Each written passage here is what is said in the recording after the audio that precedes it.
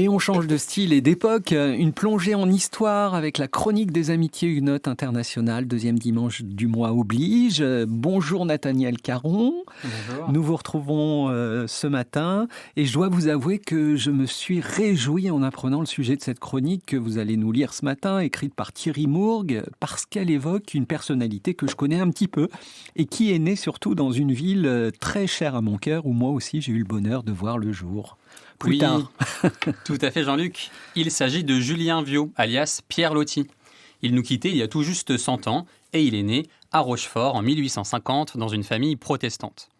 Si aujourd'hui cet écrivain prolifique et pelu, disons-le, est relativement oublié, on ne mesure pas à quel point il fut un auteur à succès au tournant du XXe siècle.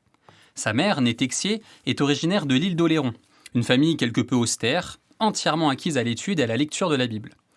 Pierre Loti évoquera d'ailleurs dans le roman d'un enfant l'ambiance pieuse dans laquelle il a grandi. Mais il ne sera finalement pas pasteur comme il l'avait envisagé. Il aime écrire et correspondre avec sa famille, surtout avec son frère aîné Gustave, chirurgien de marine, dont les voyages en mer l'émerveillent.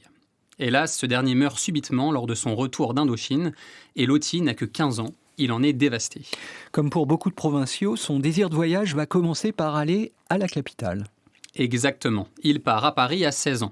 Il fait sa confirmation au temple de l'Oratoire du Louvre et prépare le concours d'entrée à l'école navale, au lycée Napoléon, aujourd'hui Henri IV, où il est reçu dès l'année suivante. À présent, sa vie se passera en mer. Aspirant de marine, puis lieutenant de vaisseau, il sillonnera infatigablement toutes les mers du monde.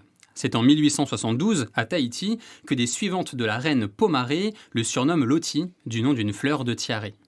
À cette époque paraissent ses premiers dessins et articles dans l'Illustration, puis le Monde illustré et la Revue de Paris. À cette époque, le monde occidental est avide d'exotisme, comme vous le savez.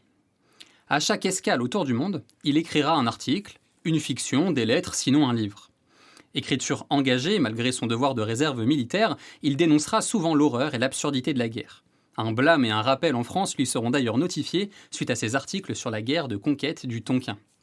Rochefort en Charente-Maritime reste tout de même une ville et un lieu de passage pour Loti. Oui, bien sûr Jean-Luc. Entre ses voyages, Pierre Loti revient régulièrement dans sa maison natale de Rochefort, qu'il a rachetée et fait agrandir. Dévolue tant aux civilisations passées qu'aux civilisations orientales d'ailleurs. Pierre Loti est un esthète, féru de sa personne, d'accoutrements exotiques, de photographie, de relations éclectiques allant de Mustapha Kemal à Sarah Bernard. À l'âge de 35 ans, il se marie avec la fille d'un notable bordelais, Blanche Franc de Ferrières, au temple des Chartrons à Bordeaux. Bon, ce mariage n'a rien d'un coup de foudre. Très vite, le couple se sépare, après la naissance d'un premier fils, Samuel, en 1889.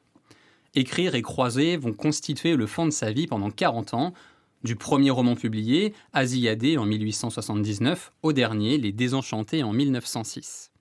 En 1891, c'est la consécration pour l'écrivain élu à l'Académie française contre Zola. À 41 ans, il devient le plus jeune immortel de France. De son attachement viscéral à ses origines et à son identité protestante, il écrira Judith Renaudin, un drame historique en 5 actes, véritable hommage familial. Mais hélas, il perdra progressivement la foi.